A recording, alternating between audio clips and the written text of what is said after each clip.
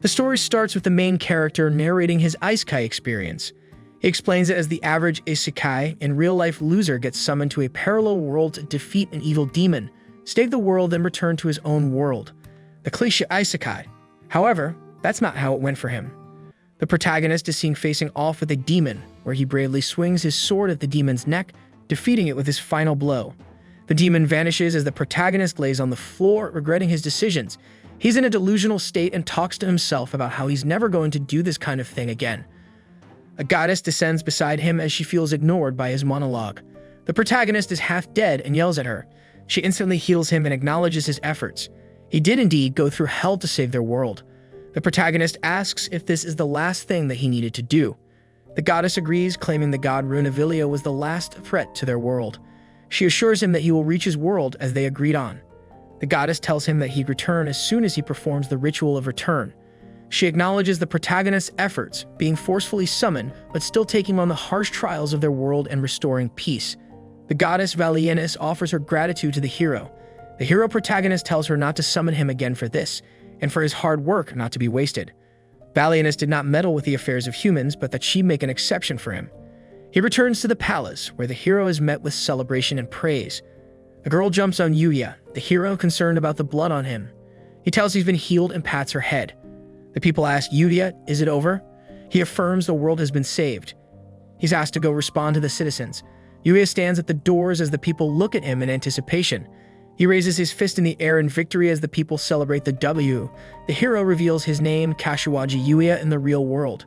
Yuya Kashagi in this one. 3 years ago, Yuya was summoned into the world Wilterias from modern-day Japan by the goddess Valienus. He was a university student with no remarkable features. He sits with Tia as he looks at his room there. Tia asks if he's really going back. Yuya starts to yap about how it's sad he won't see them again, while Tia starts to sob at his return. She begs him not to leave and stay. Tia didn't have a family. She lost her family after they were hunted down, and she was captured as well. Yuya and the others saved her, and she traveled with them ever since. Tia thinks of them as family now. And to lose her family again would be devastating. Yuya tells her that he would be returning to his own real world with his own family. Tia begs him to take her with him, but he can't. Modern-day folks won't accept a cat girl. The maid of their palace, Eris, calls for Yuya as the preparations have been done. Just like Tia, she asks the same, was he really returning? She almost complains that he never tried to get with her. Eris bargains for a little alone time with Yuya. Apparently, he's the raised god of this world, but then he's also a Sigma who won't accept any of the girls dying for him. Eris tells him that it's not too late still, but he declines again, trying to leave as soon as possible. She only wanted a minute of his time, but he kept up his Sigma persona. Eris keeps asking Yuya, but he scrambles to deny her. He does consider for a moment, but ultimately decides against it. Yuya is lead to the king as he bows down to him. As the others, the king too asks Yuya to stay in this world. He offers Malthuria, the second princess, as a bribe for him to stay. Yuya declines, to which the king thinks it may be because of her small stature. He offers Eris as well, who had already tried to make a move on Yuya.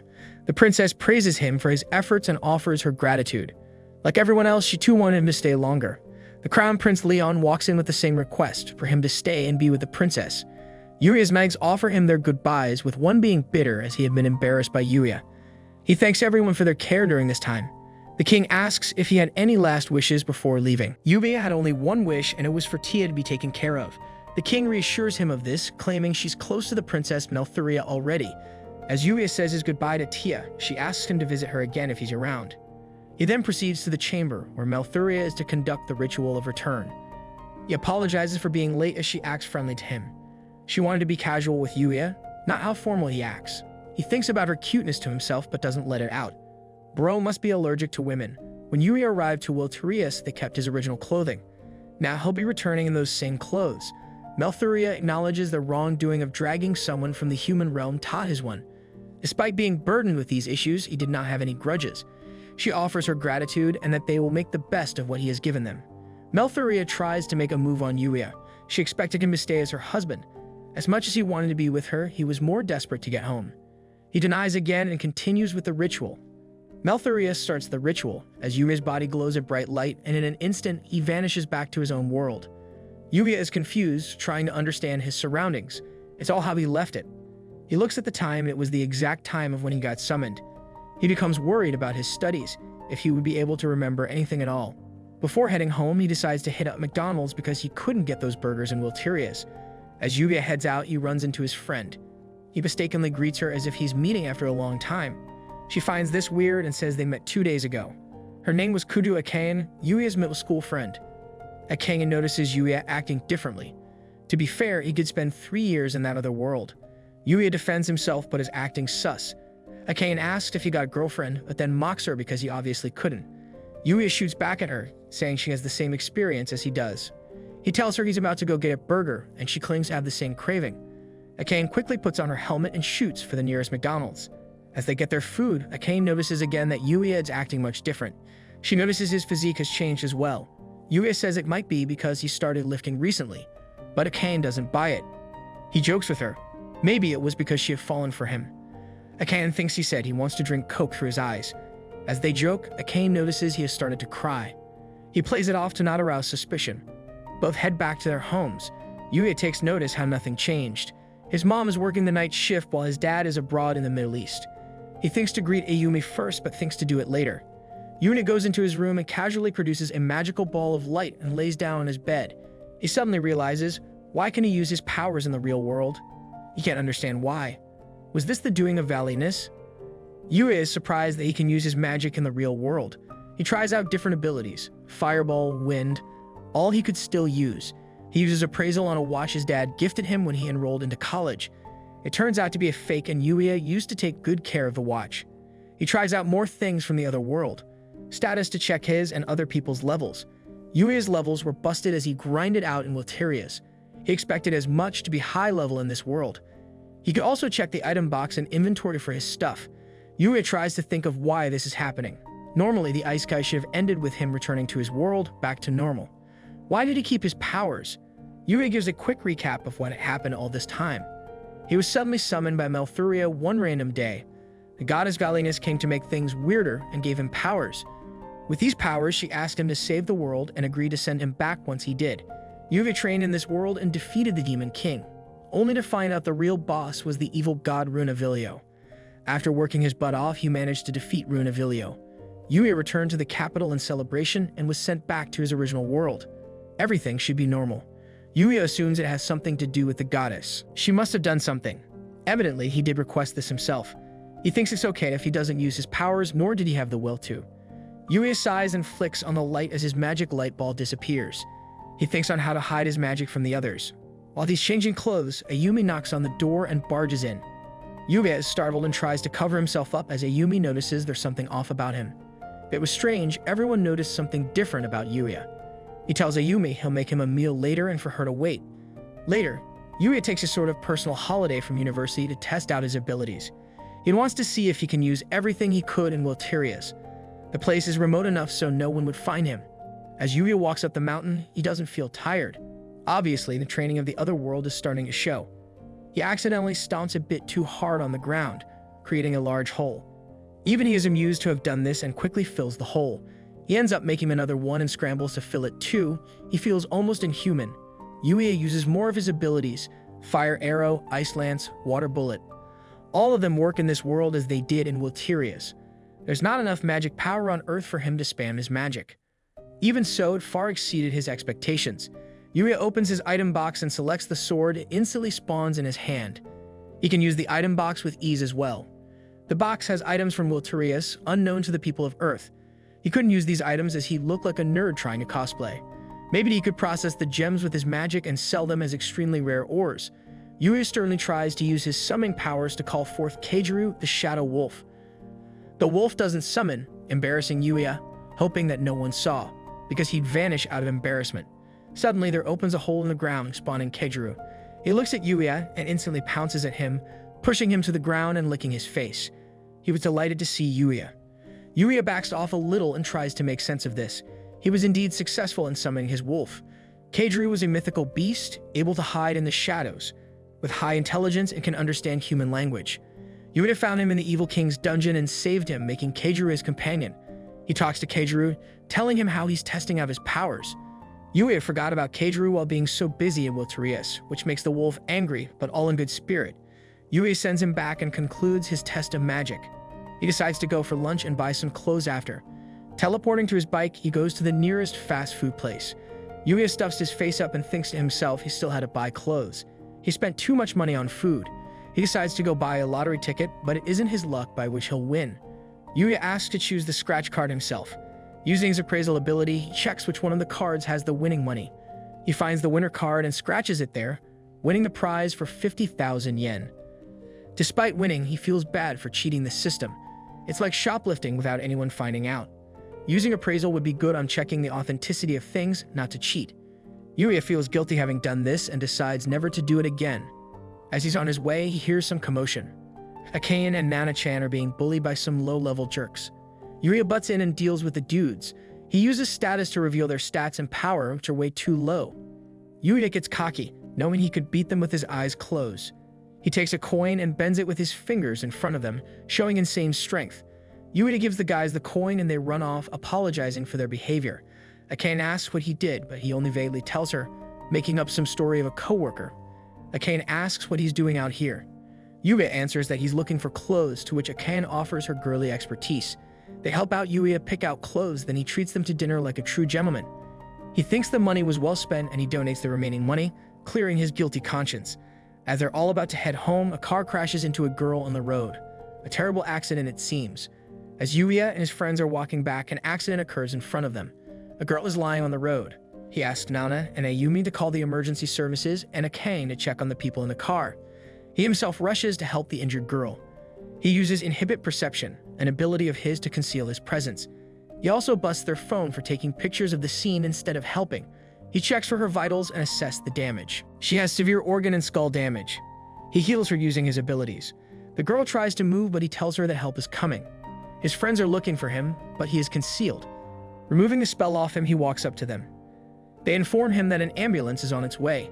He looks around for Kane, who is busy nagging the driver. He is more invested in tweeting to people about his crash instead of calling for help. He tells her to shut up as it does not involve her. This makes Yuya angry, and he goes for the driver's throat. Lifting him up by the collar, he chokes him slightly. Akane grabs onto his arm and presses into him. The feeling makes him drop the guy. A distant ambulance rolls into the accident. The injured girl is taken away, and the incident is reported to the authorities. The friend group recalls their day and decide to part ways. Akane wants to ask Yuya something but decides against it. Nana asks Akane if she's okay. Akane is occupied elsewhere. She asks Nana if she saw a light surrounding Yuya. Not very discreet of the magic boy. Nana is confused but does not push further. There was a lot of light in the scene, so it was probably no big deal. She then asks Akane about her hug. She's happy and wants to hear the tea from her later at night. Akane denies the reason for her hug, and Nana has none of it. She wants a sleepover with the girls to gossip. 2 days after the accident, Yuya is at his workplace. His uniform is very tight on him. His new gains have made him very buff. He thinks of the accident. The girl was thankfully okay. The driver got his license suspended. Yuya thinks the punishment is not enough, so he curses him. The driver will have diarrhea every time he is feeling freaky. Yuya found this spell in the Demon King's books. He focuses back on his workplace. His manager greets him and he's surprisingly early. He has decided to put effort and work as 3 years in an alternative world have made him out of touch with reality. Yuya's manager blushes when she notices he is shirtless. She scrambles to find him an appropriate size shirt. She thinks whether or not he was always this pleasing to the eyes. He works very hard to please the customers as his coworkers praise him. He is thankfully still able to work. Being sculpted, Yuya is able to work harder. He finds himself enjoying work. He is brought out of his thoughts when a customer laughs too loud. His coworker asks him to keep his voice down. This makes the customer angry as he starts screaming at her. Yuya steps in and asks him to quiet down or leave. He uses the customers are always right tactic on him. Yuya calls him a nuisance. The angry customer stands up to fight him, but Yuya has another card up his sleeve. Using his magic abilities, he overwhelms the customer and makes his group leave. The manager comes running and apologizes for not stepping in. He tells her he is going to change as he is wet now. The manager thinks he peed his pants trying to scare the angry customer away. His coworkers tease him. He is a human after all. Using magic makes his life easy, but karma makes sure to balance it out. Yuya sits at his desk with the holy sword on the table. He was given this sword by the king in the other world. It was to be returned back, but he forgot, and now it's with him ever since. Though he defeated the demon king and evil gods, there were some demons left in Wilterias, and this holy sword was of no use in the real world. Yuya decides it's time to return it back to its rightful place. He goes into a remote but open place. Yuya thinks, there is a way to send things back. He figured it out after summoning his familiar Keijiru. When he dismissed Keijiru, he went back to the other world. By this logic, if he gives Keijiru the sword, it should return back to the kingdom of Ariamis. However, he'd be summoning someone else this time, Reylia the dragon. He says the summoning words, and with swift winds comes forth Reylia. Yuya talks to Reylia about his summoning and his whereabouts. Reylia is quite amused to be in Japan to be summoned on Earth. Though she's happy to see him, she gets to business. What did he need from her? Yuya tells her about the thing he forgot to return. Reylia wasn't the type of familiar to mingle with humans. She did not care for human society, nor would she want to visit the royal palace. Reylia wasn't the typical kind of familiar. Usually, familiar must submit and make a contract. This time, Reylia and Yuya had mutual benefits from each other, so they used the summoning magic to their advantage. Hence, Yuya asks for a favor and doesn't give her an order. Reylia asks for something in return. Yuya had always told stories about his real world, and now that she was finally here, she wanted to see this world too. He agrees, but not while she looked a mythical being. In an instant, Reylia transforms and changes her appearance into a human being. She's almost a bit too much for Yuya, and he asks her to quit fooling around. He tells her not to speak of the other world to anyone here, since they are not aware. Reylia sits on the motorcycle with Yuya, and they set off to see the city. She's as amused as a child. The roads being smooth, the tall buildings. Reylia compliments the otherworld people. Yuya explains, they don't have magic, but through advanced science they are thriving. However, when he was in the other world, he couldn't really understand magic, so he understands how Reylia must feel. Yuya takes her for some dessert. She's hyped about the taste, willing to destroy a country just to get more of this parfait. Yuya tells her to go easy on the desserts because he's a broke dude in the real world. Reylia cries out despite already having 3 parfaits to eat. She offers her scale or nail to sell, but he can't sell them here. They immediately leave despite Reylia's cries. Yuya tells her how he has classes in the afternoon, so he must head there. Reylia wants to join him for university, but he's weirded out by that. Alternatively, she offers Yuya that she'll explore the city on her own. Knowing her, she'd spend all of his money on desserts, so he decides to take her to university. They explore the campus together, with Reylia being amazed by the size of it. As they're about to enter, they're asked for identification. Reylia doesn't have one. She shows her guild card, which baffles Yuya. Surprisingly, she's let in without trouble. Japan didn't accept guild cards. Apparently, she put magic on the card so it would show what the person wanted to see. She gets the visitor pass and they move on. A voice calls out for Yuya, startling him. It's Akane asking about the woman with Yuya with an ice-cold smile. Akane asks Yuya who this girl was. Reylia asks him the same but addresses him as master as she did in the other world. Akane is shook. Why would anyone call Yuya master? Real freaky stuff. He comes up with a story that Reylia is Layla, his father's acquaintance, and he's guiding her through her time in Japan. Despite the fake story, Reylia continues to call him master and below his cover. Akane shoves Yuya to the side and introduces herself to her. She compliments Reylia and she tells how Yuya used to talk about Akane. However, his jokes might seem insensitive here. Reylia tells her how he thinks he's stuck with Akane and that she's bad company. Yuya scrambles to break this interaction. Akane decides to join his class. Akane guides Reylia and tells her the places she'd want or need to go to. Akio tags along, asking about the girl with Yuya. He wants to get to know Reylia. Akio is his senior, a third-year law student. He wasn't a bright student and rode his motorcycle all the time. Reylia asks about this new person, while Yuya roasts him in front of her.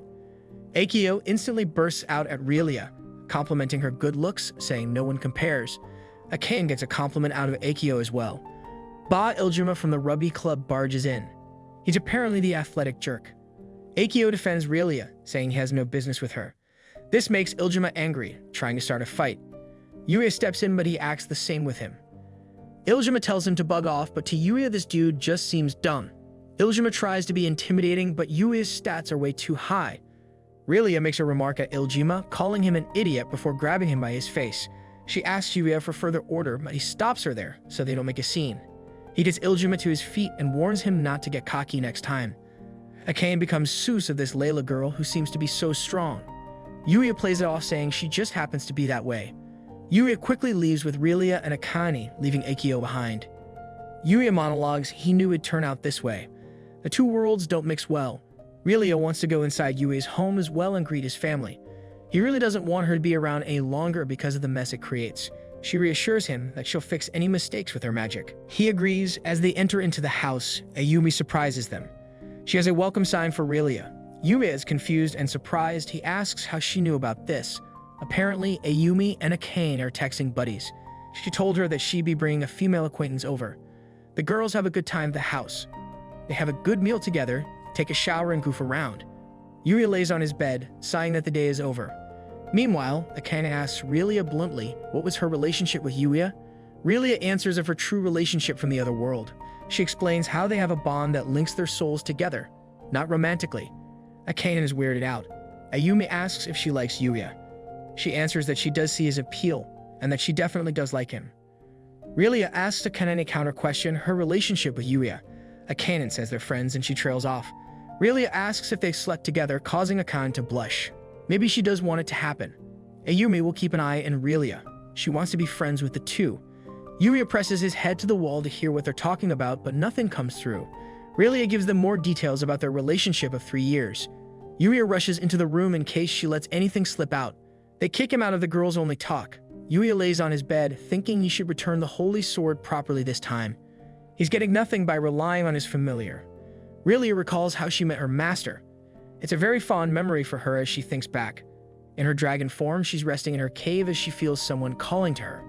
She was used to the solitude as it let her rot in her cave. Sometimes the loneliness got to her, and she used to leave the cave to combat it. About 2 years from the present time, a breeze for someone as old as time, she met Yuya. As usual, she was resting in her cave when she met 4 people. She cannot like humans. They are greedy and always fighting each other. If they disturb her peace, she will not hesitate to get rid of them. She threatens the leader, who does not make any moves to leave, a real Chad. He asks for her help in defeating the Demon King and saving his country. She denies her help because she does not like to meddle with human affairs. Yuya offers a bet. She will give him a task, and if he cannot complete it, he will do as she wishes. If he wins, she will lend a fraction of her power. A fair deal. The dragon bursts out laughing. She asks his source of determination. He tells how he got transported to this world to help the people. He cannot leave them be because he will not be satisfied. People-pleasing is a hobby of this real-world loser. Amused by this, the dragon asks him to bend her to his will and make her submit. Behind him, Tia clings onto him. She doesn't want him to risk his life. He draws his sword and prepares for battle. Reylia thinks of his sincere look and cannot help but not dislike him. She lets him win because of his determination. Very dabeo of him. She wants to see what Yuya accomplishes in the future and names him her temporary master. The flashback ends. Reylia is leaving Yuya's house. She thanks them for their hospitality. Yuya is glad that there were no problems in their meetup, but Reylia cannot leave until he sends her back. He was the one who brought her here in the first place. He nags her not to use her magic in the open. No one should see her teleporting. They decide to meet on the mountain where he summoned her. As she is leaving, she decides to give Yuya a parting gift. She kisses him on the lips, a small victory for her to make Akane jealous. Smugly, she leaves as Akane fumes in the background. Yuya blushes all 50 shades. Akane glares at him and gets mad that he liked the kiss. She tries to hit him as he runs away. Reylia and Yuya meet in the mountain where he first summoned Reylia. Reylia is flying in her dragon form in a very happy mood. She leaves to fulfill her end of the bargain and return the holy sword. Yuya is very sus about her giddiness. Previously, he questioned why she kissed him out of nowhere. Akane and his sister chase after him for long, trying to get information out of him. Reylia asks if he did not enjoy the kiss. He quickly denies. Yuya hands a hub box to Reylia. She opens it to reveal a whole box of parfaits. Drooling, she fangirls over her new favorite dessert. Yuya tells her how he managed to arrange a whole box for her just because she liked it so much. Happily, Reylia hugs him and squishes him in her chest. He pushes her away, not wanting to suffocate. Reylia wanted him to enjoy her warm embrace. She then mentions that she must compensate for this gift. Yuya tells her that delivering the holy sword will be enough. He also got extra parfait for Mel and her family. She must not forget to deliver the treat to Mel and the others. It's a souvenir from their friend. Reylia is happy to share and gossip about Yuya with the girls. Yuya uses his magic and Reylia starts to glow. She's about to be sent back to her own world. Before leaving, she asks him to summon him once a month at least. He will miss her too, he tells. She leaves the world happily. In the kingdom of Arianas, Princess Melthuria Mirad is sitting at her desk doing some paperwork. She sighs and gets up to enjoy the cool breeze. In the distance, she spots a bird-like object flying towards her. As it flies closer, she recognizes Reylia and rushes to welcome her. Reylia lands on her claws, startling the guard, who screams like a girl. Leon Reedith, the crown prince, asks if something is wrong. Her sudden arrival could mean trouble is stirring in the kingdom. Reylia transforms back into her human form. She coolly tells that everything's okay. She is visiting to fulfill a request from her master. Malthuria, hearing Yuya's name, rushes up to her and greets her. Liam leaves the ladies to catch up and spill tea to each other. In reality, he is scared of Reylia because she's a big, scary dragon. The girls know this and let him leave. Reylia hands the sword over to Mel, who is shook to the core at the goddess gift. Reylia casually throws the precious national treasure at a nearby guard. Mel, still shocked, asks if Reylia met Yuya. She cannot believe her ears. Reylia flexes that she was summoned, and he took her to a lot of places.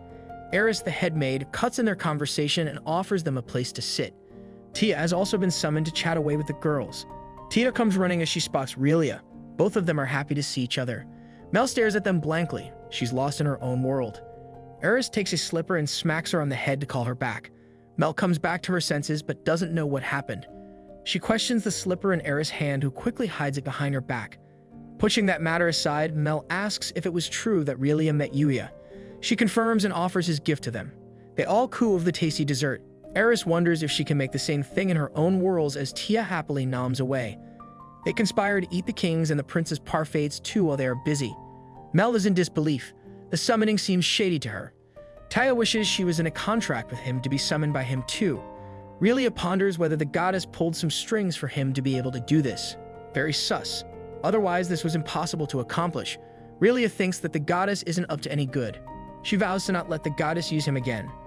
Reylia believes in her strength even though she's not at god level herself. Mel is still lost in her world. She just wants to meet Yuya. She asks Reylia if she can meet Yuya again. It is possible for a summoner to summon multiple beasts at a single time. She flexes on them that Yuya will summon her every month. Mel has stars in her eyes. She wants to meet her knight in shining armor again. Eris teases her, but Mel denies quickly. She does not want to meet Yuya. What it's Sundeer. Caught in 4K, Eris reveals she never named anyone. Reylia is confused by this matter. Eris spills the beans and tells how obvious Mel's crush on Yuya is. She often grins where she's daydreaming about Yuya and blushes red like a tomato. A true hopeless romantic. Reylia promises to take them with once Yuya has properly settled. Tia jumps out of her seat happily. She cannot wait to meet Yuya. Mel is lost in her own world again. She thinks she cannot have feelings for Yuya because she's a princess. Her duty comes first. She faints thinking about her one-sided love. Tia rushes to her side as Eris thinks how fun it will be to tease Mel for her feelings. Yuya is dazed. He needs money now. He looks back on the events, being summoned to another world, defeating the evil gods and returning, but now he's in a financial crisis. He did not get the bag in the real world.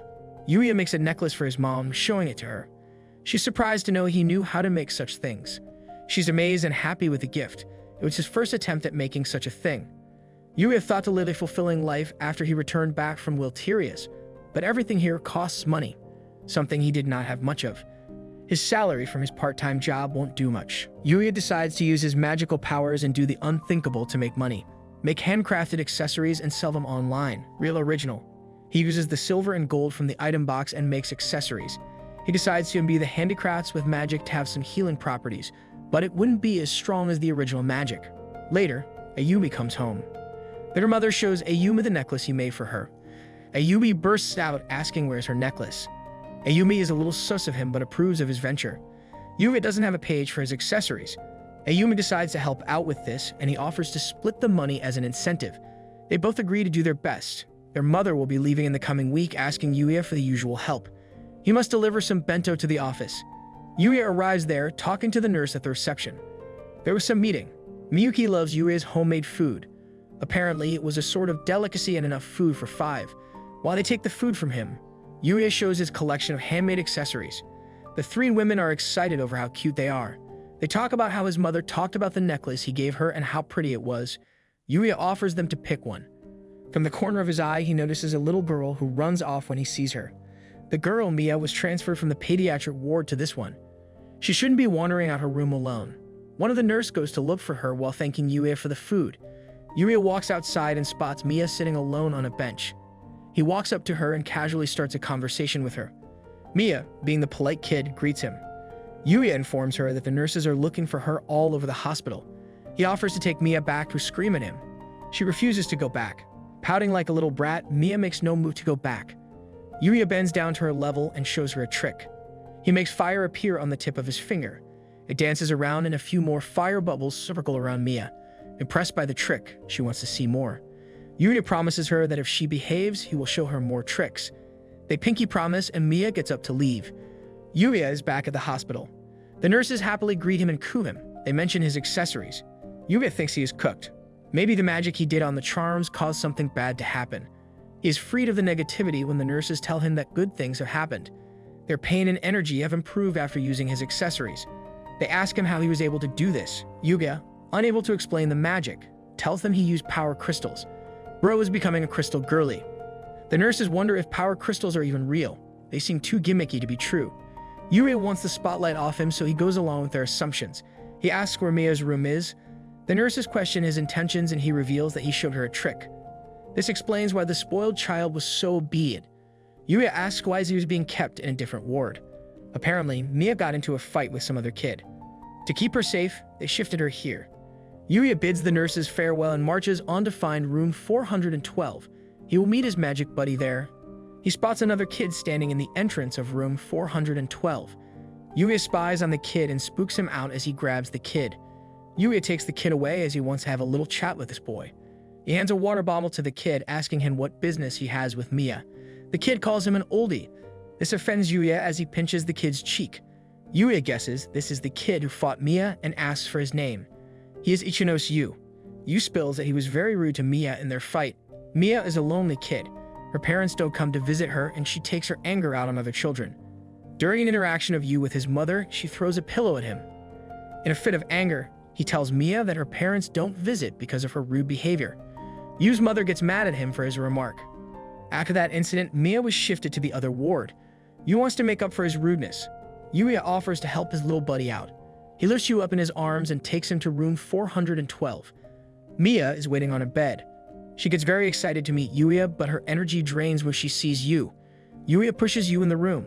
He is at a loss of words, but then manages to apologize. An older woman walks in as she calls out to Mia. Looking at the intruders in Mia's room, she questions them. Yuya introduces himself as the son of a nurse. He also introduces Yu and his reason for being in Mia's room. The woman says that it was Mia who threw hands first, and she should be the one to apologize. She nudges Mia to say sorry. Mia, as directed, apologizes. The older woman introduces herself as Mia's mother, Una Ayako. Mia asks Yuya to show his magic as she has been waiting too long. Yuya asks the others in the room to watch too. He brings his hand up and water bubbles start appearing in the room. He twirls them around as Mia becomes happier. For his next trick, he makes a huge bubble of water splash on Yu.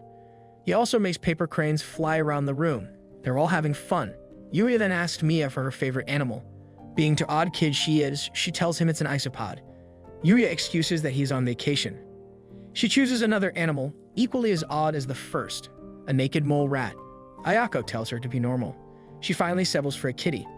Yuya places a handkerchief on his hand and chants some magic words. A necklace with a kitten charm appears on his hand. He offers more charms to Ayako and Yu too. Ayako asks if it's okay to accept such an expensive gift. Yuya tells her to match with her daughter. This is his scheme. The magical items will keep Mia safe from sickness and make her feel less lonely. Ayako thanks Yuya for his time. He's the real deal. Little does she know, he's an actual magician. Yuya, being the dumb idiot he is in real life, realizes he used his magic in front of a lot of people. Well, now it's too late to fix this. Ayako is happy to see her daughter having fun the ward. Mia hasn't been this happy since she got sick. Yuya notices his spell is working. People around him are happier. Using magic in the real world is still cheating, but he does not mind as long as it makes the people he's around happy. Ayako asks for another favor from Yuya. Mia will undergo surgery soon and she wants him to keep her company. Yuya is glad to be of service. Somewhere far away, a secret coup is being planned. Some men are talking about preparations of some plan. They talk about the ambassador of the country I and the Japanese high official being the prime targets. They don't want to get rid of a lot of people. A few causalities don't matter to them. At 11 p.m., their mission at the Tokyo Museum will begin. The guy laughs menacingly as various tools scatter around the room as he exclaims that his work is finally done. He reveals a cool metallic suit with stones and it shines really well on Yuya. The guy gives him a thumbs up as he says that he himself really did a good work and the armor looks good on Yuya. Yuya stands there with a defeated pose and asks whether he can take off the armor suit now or not. The guy nods as he asks if he can take it off on his own, and Yuya tells him that he kind of got used to it, so he does not require any help to get it off. He takes off the helmet and says that he has to try on this armor every summer and winter regularly. Yuya reveals that the reason he is wearing the Henshin hero costume is because he is indeed an ex-hero who can use magic even in the modern life. He pauses before he says that it is just a part-time job and he wears the suit to earn some money. The guy packs up him tools as he says that it took a lot of his effort to properly modify it according to Yuya's needs because he has physically changed so much over the years. Yuya apologizes for being physically fit and taking care of himself as if that's a problem that should have never existed, and the guy just laughs as he says that it is not a big deal because now Yuya looks so much more cooler when he wears the suit. He tells him that he looks cool when he does his rider kicks, and Yuya looks uninterested as he asks if he has to do the rider kicks for sure, and the guy starts to seriously yelling that he of course has to do the rider kicks because just looking nice in a costume is not enough to attract people in these times. The guy is introduced by Yuya to be known as Seitu Yushuk, who is a hardcore tokusatsu otaku and a science major in the same university as Yuya. He's a hardcore nerd to his every last muscle fiber. Ever since the two of them met in high school, Seitu always employs Yuya to be the cosplayer in every summer or winter cosplay event every year. Since everyone likes to see Yuya in his cosplay, he always counts on him to make his cosplays look good. In return, Yuya gets paid really well. Yuya sighs as he asks himself what he does to earn money. When Reylia visited the day before, he really lost a lot of money. And then there is also training camp for the circle, when the summer vacation starts, so Yuya is really short on money. Whenever he agrees to cosplay for Seitu, he feels so embarrassed that he thinks his dignity is non-existent, as if he already is not super cringe, but since the pay is really good, that is why he goes along with it. Seitu asks if he wants a cola while he gets change, and Yuya sighs as he sits down and says that he's going to catch his breath for a bit. Seitu excuses himself and turns on the TV. He turns on the news, on which it is reported that a driver was driving recklessly, and when Seitu comes back, he says that he heard Yuya came with a really pretty woman to the university, and Yuya is surprised and asked who he heard such a thing from. Seitu shows his phone as he says that Ayumi texted him and gave him all the tea. For a moment, Yuya had forgotten that Seitu gets along with Ayumi. Seitu asks him if he knows what Ayumi is doing today, and he tells her that she left for a Persian art exhibition with a cannon. The news lady in the TV brings another news for the viewers and says that there was a report of explosion at the Tokyo Museum and the police were notified by civilians. After the explosion, a lot of foreign men entered the building while carrying small arms and took the visitors of the museum, and the ambassador from the country, as well as the Ministry of Foreign Affairs, were taken hostage by the men with arms and committed crimes. Seitu wonders for a moment and says that the museum is where the Persian art exhibition is being held, and Yuya stands up in shock as Seitu says that today was the opening day and it seems like the ambassador was here for the memorial ceremony. Yuya remembers that both Ayumi and Akane went to the museum for the exhibition, and judging from the news on the TV, they are being held captive right this moment. Yuya takes hold of his phone and dials Ayumi's phone number and tried to call her when the computer tells him that the number he dialed is unavailable. Yuya quickly switches the channel on the TV to find more information and confirm his suspicions. He immediately goes to think of a game plan and thinks that he will confirm their position and where they are by using his magic, and if they are over there and have been taken as hostages, then he will go head first and try to save them. But he also does not want anyone to know about his powers, and he has to disguise himself before he goes in to save them.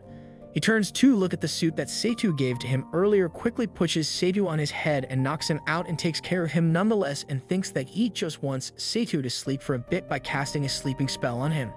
He decides to borrow the suit that Seitu works so hard on. The people keeping them hostage say that if everyone keeps calm and sits still, no one will get hurt, and Akane and Ayumi cuddle towards each other to keep safe. Akane tells her that the help will come soon and tells Ayumi not to worry, and thinks if only Yuya was present, she would feel more comfortable, but before she can continue, she thinks of herself that even if he was with them, he would not be able to do anything against the people who are keeping them hostage. Meanwhile, Yuya uses magic to fly across buildings and thinks to himself that if he could, he would teleport to the museum, but it can only be used to teleport to places that have been marked with magic circle beforehand, and since he had one in the university, he could easily teleport, but to the museum he cannot teleport.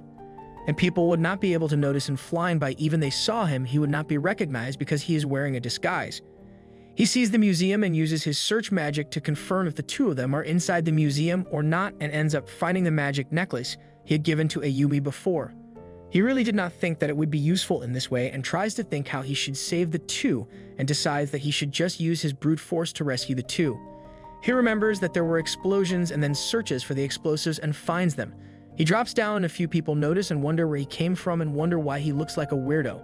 He creates a barrier around the explosives and says that now they won't go off, and since he does not have the skill to defuse, all he can do is protect them. He searches for the position of the people with arms and makes his move. He knocks down the men using his magic.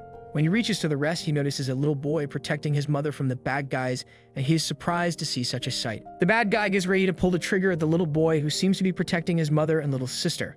When Yuya sees this, he forms a protective barrier around the boy and the bullets stop before reaching him. Yuya steps in to take the gun from the guy who is surprised and confused by that is happening. He fights off another bad guy and goes to the kid who is shaking with fear and tells him that he did well and that now he is safe. He fights off every last bad guy, goes to the hostages and tells them to go down calmly by the stairs and evacuate, and once they are out, they should find police nearby to keep them safe.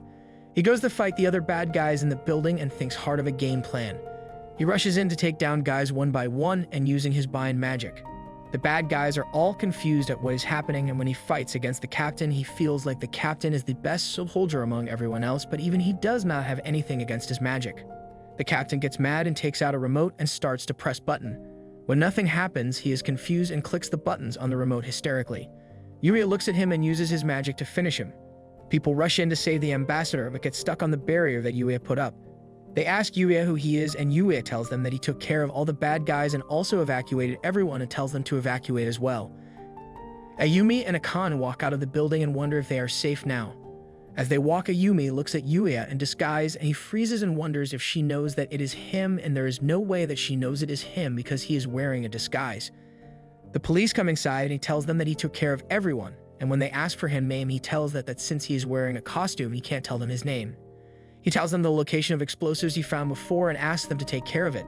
He excuses himself to leave, but they stop him and say that he needs to come to the police office for a bit to take his statement. Yuya asks if he can skip Tat and leaves without saying anything else. Everyone is left wondering where he vanished to, and someone even goes as far to say that he might be a ghost or something. He teleports back to Seiku's house where he left his magic circle before. He sees Seitu still sleeping where he left him and takes off his costume as he thinks that it has not even been 1 hour since he slept, so it makes sense for him to be still sleeping, and decides to hurry and take off the costume to the way things were before. He does not want to admit something because he is embarrassed, but he was only able to head to the museum thanks to him and the costume that he gave to Yuya. A maid asks Melthuria to let her take part in the battle, who turns around to say that the war is between the kingdom and the empire and there is no reason for her to get involved. She tells her to leave right now and find Reylia. Yuya's little sister knocks on the door of his room and tells him to wake up. She looks irritated because she has been knocking for a while, but he just would not wake up. It seems like before it was just a dream that Yuya was having. Yuya groans as in his sleep as he sluggishly wakes up and scratches his head. He suddenly has an annoyed expression on his face as he remembered the events of the past few days. The reason he is annoyed by everything is because his cosplay at the exhibition a few days ago, where he took care of the terrorists and he saved his friends, were saved and people were sent home safely. He thought that it would be over for him and everyone would just forget about it, but he had never been so wrong before. The next few days, the news was on the media, and they were really making a huge deal out of the mysterious person that appeared out of nowhere, which was for sure Yuya in his disguise. His family usually let the TV run in the back, and he is made to watch himself on the news and die from embarrassment of himself. Each time he sees it, he thinks why he had to flip his coat and turn around like a cringe lord after defeated the enemies, and did he really have to such a pose for the TV? He curses at himself for being so embarrassing and cringe and wonders what is wrong with him. He wants to dig a hole underground to hide in forever. Rather, someone should just bury him alive and let him disappear for 2 months. And just like this, a whole entire week has passed. He gets out of his room and his little sister has food in her mouth and tells him that his food is on the table. He thanks her as she is watching the TV. She suddenly says that the cosplay of the hero guy in the TV looks as terrible as the cosplay that Yuya does. In fact, it also looks so similar that one would think it is the same costume. She turns around to ask if he really is not the secret here, and Yuya quickly disagrees as he says that there is no way that he is, and he was at Seiku's place when everything was happening, so she has no reason not to believe him or think that he is the secret hero. Also, there is no way that he can use magic to play. His sister nods as she says that he needs about 10 years before he can become a wizard, and he tells her that he's going to sue her for defamation. He looks at his phone to see a reminder that he had made a promise to Reylia that he would summon her at least once a month, and it has already been a month since she was last summoned. He thinks that it is about time that he should call her. His sister asks what his plans are for the day, and he tells her that he is going to summon Reylia, and she asks if Reylia is staying here again, and there is a weird air in the air as she thinks she stepped on a landmine when she asked him such a question. When he summons her, a dragon shows up and says that she thought he would have forgotten about the promise the two of them made, but she was proved to be wrong. She bows her head as she says that she is happy that she was summoned by Yuya, and he asks whether she delivered the holy sword. She says that she did, and suddenly someone jumps onto him while yelling his name. Yuya is surprised to see that it is Tia, and she is so happy to see Yuya again, and she can't believe that she finally met him. She can't believe it, so she tried to sniff him and realized that she indeed is not dreaming. Yuya asks how she even got to him and asks Reylia if she was in the capital. She tells him that she is at her nest, and when she returned the holy sword, she told Mel and Tia about how she met Yuya, and when they heard about him, Tia came to her nest and said that she really wanted to meet Yuya. Yuya stands there and says that he is happy that Tia thought about him, but if she stayed for too long, then it would cause few issues. Tia asks if she can't stay with him, and he tells her that it is not that she, but just that her ears and tails will cause a problem because people with beast-like features don't exist in the human world, and if someone sees her, they are going to freak out and the news will spread like wildfire. And if she even wanted to live, she would need to be registered first, and it would be okay if she temporarily lived in his house, but he can't keep her with him forever. Reylia says that she can use her magic to deal with the issue of her appearance, and she would not have to live in this world forever. Tia smiles as she says that it is okay because she does not want to make trouble for Yuya, and she is just happy to see him again after so long. Yuya thinks for a while and asks Reylia to hide Tia's ears and tails, and Tia smiles all of a sudden with tears in her eyes, and he pats her head to comfort her. Reylia transforms into her human form and tells Tia that she might feel a bit weird, but she will soon get used to things, and starts the process. She hides her ears and tail and asks how she feels, and Tia laughs as she feels that she has the same ears as Yuya and other humans. Yuya stares at her because he did not know that she thought like that, and reassures that she does indeed look like the rest. There is a hole where her tail used to be, and he gets embarrassed when he sees it and looks away as he tells her that they should get her newer clothes. Tia experiences her first car drive and yells that it is sliding on top of the road. They are going to get new clothes for Tia, and when she tried on different clothes, both Reylia and Yuya tell her that she looks good in the clothes and looks exactly like normal girl from the human world. She says that it does not feel too safe to wear such clothes. In the car, she wonders if what she's riding on is different from the bike, and it is not shaking that much. She seems really excited to wear a dress from Yuya's world, and Yuya yells that this is not a place that she should be clinging to him in public. Reylia, with an indifferent look on her face, says that she was to eat a buffet soon. The three of them go around the mall eating different things, and Tia is experiencing it all for the first time in her life. Yuya is happy to observe her, but when he looks at the bill, he realizes how much he has spent on them. With a serious expression on his face, he tells them that their tour ends here. He tells the two of them that both Tia and Reylia are stepsisters, and there was trouble back home, so Tia came to Reylia for help, but due to some complicated reason, it will still take time to go back, so the two of them have to live together with Reylia. So in turn, Reylia came to him. This is what he will say to his mother, and decides to go and get done with dealing this situation. If they get suspicious, they can take care of it by using Reylia's magic. He asks if they will okay with using excuses, and Tia looks really nervous because she has to lie. He tells them that he will take care of them if something bad happens, and as long as they listen to them, there won't be a problem. When he rings the bell for his house, he sees that Ayumi opened the door, and Ayumi notices Reylia, and when she notices another girl standing next to Reylia, is she shook out of her mind and thinks to herself that there is no way her brother is this popular. She asks him through whispering if she kidnapped the two girls. Tia asks who the girl is, and Yuya tells her that she is his sister, and the three girls seem to get along well. Yuya washing the dishes as he sighs to himself because things seem to be sailing smoothly, and they just had dinner together, and everyone seems to have gotten used to each other. Ayumi seems to be pouting thought for some reason. Reylia and Tia come out of the bath, and Ayumi goes in next. Yuya gives the two some tea and sights down himself. He says that they should tell him now, and Reylia is confused as to what he is talking about. He asks that they should tell him Tia arrived with her, and that there has got to be more than just the story he was told before. Tia is about to speak, but when Yuya asks where Mel is, Tia suddenly starts to shake as the light leaves her eyes. Reylia sighs as she says that Tia came to her because Mel told her to leave, and Yuya asks why Mel told her to come to him. Reylia answers that she did not want Tia to die.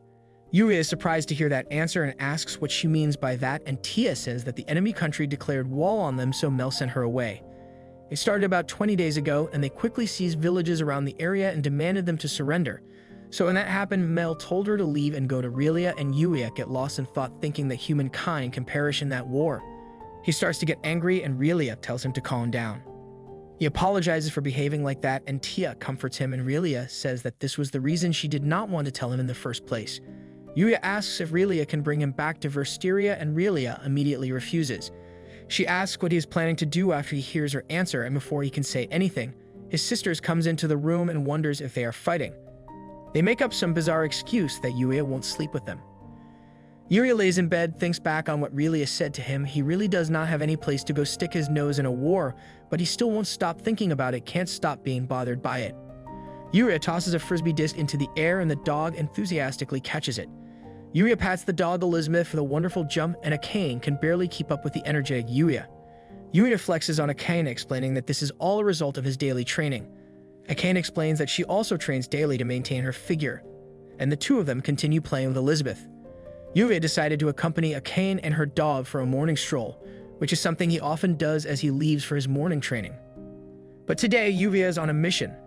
Akane can easily see through him though and immediately questions him.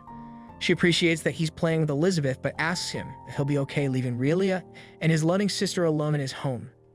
Yuya nervously grabs onto Elizabeth and says that Ayumi is showing the girls around the city right now, so it's fine.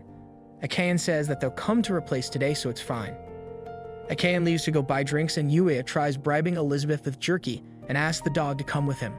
Later at night, Yuya calls Tia and Reylia out, saying that he needs to tell them something. They look at him with curiosity and ask if he needs something. Suddenly, Yuya's eyes light up with ambition, and he tells them that he is thinking of going back to Versteria and intervene in the war between the kingdom and the empire. The girls are shocked, but Yuya seems determined. He says that Reylia was right about this not being something that an outsider like him should stick his nose in, but he recalls all of his precious friends and comrades back at Versteria. He explains that he can't leave all those people to fend for themselves in this war. Reylia questions Yuya's plans without hesitation, reminding him that he went through a lot of trouble to return to this world, but now he wants to go back to the battlefield. She further questions how he's planning to return after that, and Yuya explains that he's going to return right after putting the war to a quick end. He hasn't forgotten his academic duties, explaining that he has university entrance examination next month, so he needs to get back to this world soon. Reylia asks him if he has any intention of changing his reckless plan, even offering to go help the kingdom in his place. She explains that there will be no need for him to go then because she will be enough to destroy the Empire's army. Yuya smiles, stating that he's happy that she thinks that, but this is due to his selfishness. He explains that he doesn't want to fight, so if he wants to get involved, he will do it of his own volition. Reylia asks him again how he will manage to return after that, stating that he can't ask the goddess for help this time.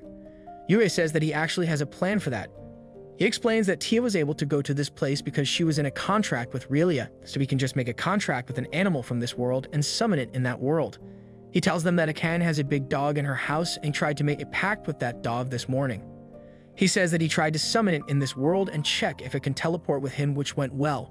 Reylia is still not too sure about this, and Tia seems distraught. Tia begins to cry, stating that she just wants to stay beside Yuya.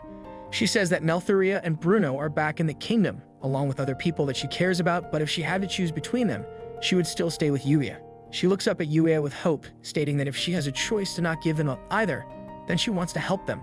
Realizing that Tia is all on board with his plan, Yuya turns to Reylia, who sighs in frustration.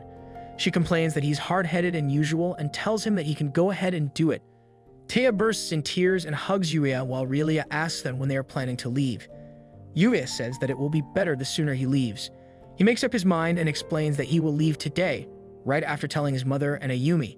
Back at the kingdom, there is chaos on the battlefield. General Liam assesses the situation, explaining that they were able to successfully predict their moves and set up an encirclement beforehand. General Regin informs them that the Empire's army is gathering in the western side of the grassland, further stating that he believes they are planning an invasion soon. Bruno gives them a rundown of the enemy forces when suddenly, a Solider rushes in and explains that General Vistas and Duke Rands from the Urvania Holy Empire have arrived. Liam orders to let them in and thanks them for coming. They explain that this matter is of great importance to them as well, and they've all come here with steel resolve. Liam encourages everyone, stating that they will be able to repel the Empire if they all work together. They start talking strategy, and Liam tells them that the plan for their army is to take the attack head-on, while slowly withdrawing to the road. This will slowly whittle the enemy numbers. He explains that this is their only option because the difference in their number is too big. General Vistas and Duke Ryans declare that they will seize victory in this battle despite the number disadvantage, saying that comparing this battle to their battle against the evil god, they have a good chance of winning this battle. Vistas tunes in, stating that he wants to keep a route so that Leon can withdraw from behind, explaining that he has a duty to lead this nation in the future. He straight up tells Leon to abandon them and run if push comes to shove. Liam completely refuses Vistas' proposition, explaining that the kingdom still has Nelthuria and the king, so there's no need to worry. He declares that he's here to fight till the bitter end along with all the soldiers. Suddenly, they hear a strange ruckus outside the camp when a soldier runs in and announces that they spotted a flying magic beast approaching them from the east.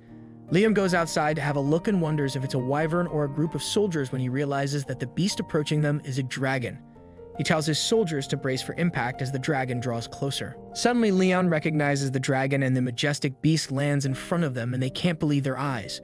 Liam asks in shock and disbelief how Yuya is there right now, and Yuya is relieved, saying that he made it in time. A little while ago, when Yuya was still home, Ayumi and Yuya's mother are fairly concerned about his sudden decision to leave. Yuya realizes that he's going there as reinforcement for the war with the Empire, while Tia and Reylia have to go because of their homeworld's situation.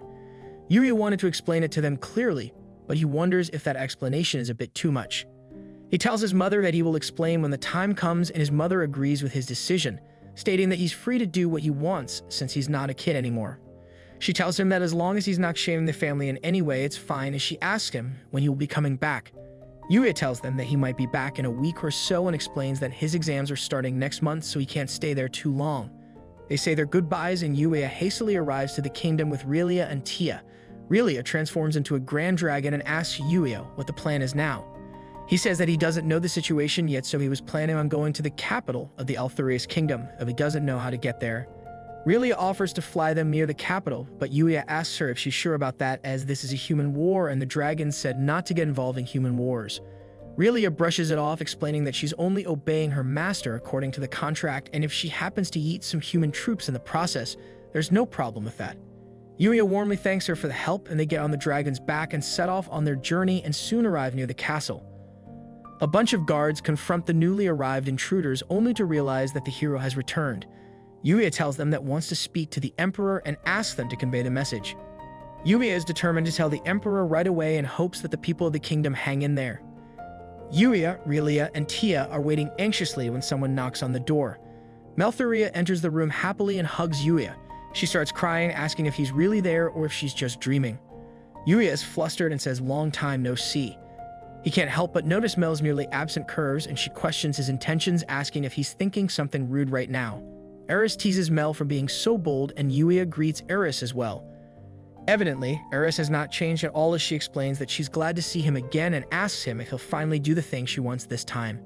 Mel hesitantly calls out to Yuya, seemingly want to say something when there's a sudden knock on the door.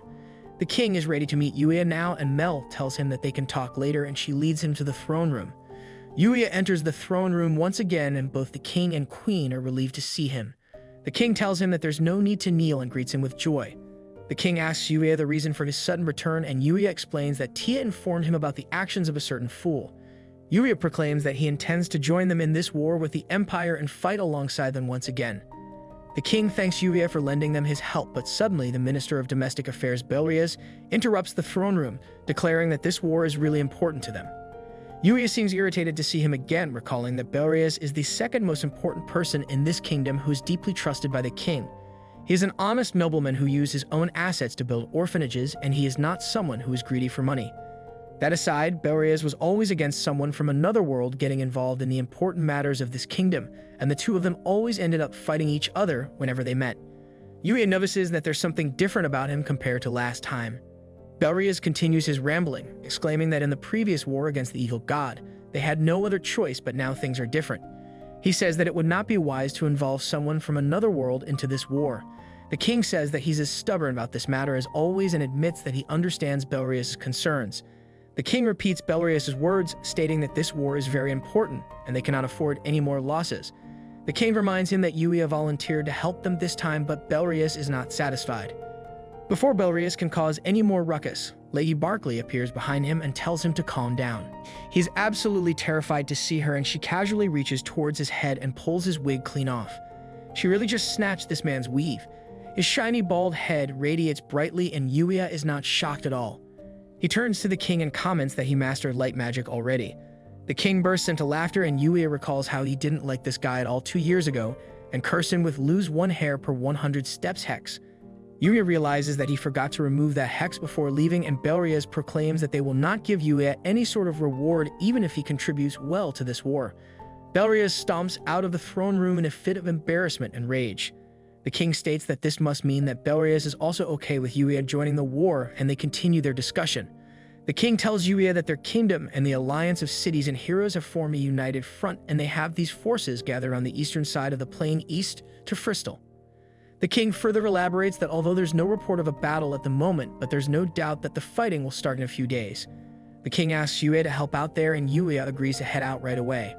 Malthuria steps in and asks to join Yuya and help in the battle, and the king becomes concerned. Mel proclaims that they are sure to win this war with Yuya's help, and if she accompanies him, she can save more lives. Mel explains that with her, Yuya, Tia, and Reylia fighting together, it will be the return of the hero party. The soldiers would be greatly encouraged as well. The king acknowledges her resolve and orders Malthuria to help Yuya and join the army under Leon. They agree to leave as soon as Mel is ready, and Yuya promises that he will bring them good news in a few days. The king thanks Yuya once again for his help in the previous war, and they head out to join the battlefield. Leon is equally shocked and glad to see Yuya and even Malthuria. Yuya greets him and hands him a letter from the king. Leon explains that although he has a lot of questions, this letter explains that he has returned to help them in this war. Leon thanks Yuya for coming and remarks that they will meet to review their strategy. Leon and the others head inside the camp, and Leon starts their meeting. Yuya wastes no time and gets straight to work. He asks them to tell them the strength of the enemies in their army, as well as the strategy that they are planning to employ. Raijin tells him that at the moment, the Empire has 20,000 heavy cavalries, 15,000 light cavalries, and 40,000 footmen, including war slaves. Their archers and support are around 5,000, which all totals to around 80,000 men, but they don't know how many of them are mages. On the other hand, the kingdom has around 20,000 men, the Empire has 10,000, the Alliance of Cities has around 5,000 men and 3,000 volunteer adventurers, which adds up to around 38,000 men in total. Yuya realizes that they are going up against an army twice their size, and even with him joining them, it's not nearly enough to close the gap. He remarks that it's not entirely hopeless, but not the best scenario either. Yuya thinks to himself that it would have been better if he could use wide-range magic attacks to wipe away the enemy forces in one move like all the light novels. But he spent all of his time focusing on taking down the evil dragon, and so he has no experience going up against many enemies. Yuya realizes that the key to win this battle is strong teamwork between the different armies. Raijin adds that according to the report from the reconnaissance team, the position of enemies and the contour of the battlefield, it will likely approach in a moon-shaped formation. This formation will likely have the light cavalry on the right wing, heavy cavalry in the left wing, a mix of footmen and heavy cavalry in the center, and their support units will be in the back. He states that they will likely plan to stage an offensive from the center using their heavy cavalry while sending their right wing to attack from the flank. He further adds that they will likely send the rest of the footmen in the center, while the left wing will break the kingdom's army into two. Yuya grasps onto the situation quickly, realizing that it is an orthodox strategy, and normally the bigger the army, the less flexible their formation is. Yuya thinks that normally the best strategy would be to surround them and destroy them, but that's impossible with the difference in their numbers. Yuya understands that since they've taken the eastern side of the battlefield, the enemies have no choice but to come at them with that formation. Yuya remarks that this is actually good because his preparation will not be in vain. The story starts with the main character narrating his Isekai experience. He explains it as the average Isekai in real-life loser gets summoned to a parallel world to defeat an evil demon, save the world, and return to his own world. The cliché Isekai. However, that's not how it went for him. The protagonist is seen facing off with a demon, where he bravely swings his sword at the demon's neck, defeating it with his final blow. The demon vanishes as the protagonist lays on the floor, regretting his decisions. He's in a delusional state and talks to himself about how he's never going to do this kind of thing again. A goddess descends beside him as she feels ignored by his monologue. The protagonist is half dead and yells at her. She instantly heals him and acknowledges his efforts. He did indeed go through hell to save their world. The protagonist asks if this is the last thing that he needed to do. The goddess agrees, claiming the god Runavilio was the last threat to their world. She assures him that he will reach his world as they agreed on. The goddess tells him that he'd return as soon as he performs the ritual of return. She acknowledges the protagonist's efforts, being forcefully summoned, but still taking on the harsh trials of their world and restoring peace. The goddess Valienis offers her gratitude to the hero. The hero protagonist tells her not to summon him again for this, and for his hard work not to be wasted. Valienis did not meddle with the affairs of humans, but that she make an exception for him. He returns to the palace, where the hero is met with celebration and praise. A girl jumps on Yuya, the hero concerned about the blood on him. He tells he's been healed and pats her head. The people ask Yuya, "Is it over?" He affirms the world has been saved. He's asked to go respond to the citizens. Yuya stands at the doors as the people look at him in anticipation. He raises his fist in the air in victory as the people celebrate the W. The hero reveals his name, Kashiwagi Yuya, in the real world. Yuya Kashagi in this one. 3 years ago, Yuya was summoned into the world Wilterias from modern-day Japan by the goddess Valienis. He was a university student with no remarkable features. He sits with Tia as he looks at his room there. Tia asks if he's really going back. Yuya starts to yap about how it's sad he won't see them again, while Tia starts to sob at his return. She begs him not to leave and stay. Tia didn't have a family. She lost her family after they were hunted down and she was captured as well. Yuya and the others saved her, and she traveled with them ever since. Tia thinks of them as family now. And to lose her family again would be devastating. Yuya tells her that he would be returning to his own real world with his own family. Tia begs him to take her with him, but he can't. Modern-day folks won't accept a cat girl. The maid of their palace, Eris, calls for Yuya as the preparations have been done. Just like Tia, she asks the same, was he really returning? She almost complains that he never tried to get with her. Eris bargains for a little alone time with Yuya.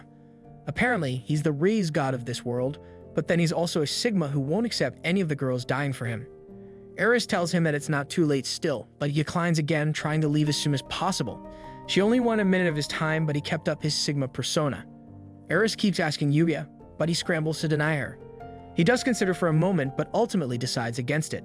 Yuya is lead to the king as he bows down to him. As the others, the king too asks Yuya to stay in this world. He offers Malthuria, the second princess, as a bribe for him to stay. Yuya declines, to which the king thinks it may be because of her small stature. He offers Eris as well, who had already tried to make a move on Yuya. The princess praises him for his efforts and offers her gratitude. Like everyone else, she too wanted him to stay longer. The crown prince Leon walks in with the same request, for him to stay and be with the princess. Yuya's mags offer him their goodbyes, with one being bitter as he had been embarrassed by Yuya had only one wish, and it was for Tia to be taken care of. The king reassures him of this, claiming she's close to the princess Malthuria already. As Yuya says his goodbye to Tia, she asks him to visit her again if he's around. He then proceeds to the chamber, where Malthuria is to conduct the ritual of return. He apologizes for being late as she acts friendly to him. She wanted to be casual with Yuya, not how formal he acts. He thinks about her cuteness to himself but doesn't let it out. Bro must be allergic to women. When Yuya arrived to Wilterias, they kept his original clothing. Now he'll be returning in those same clothes.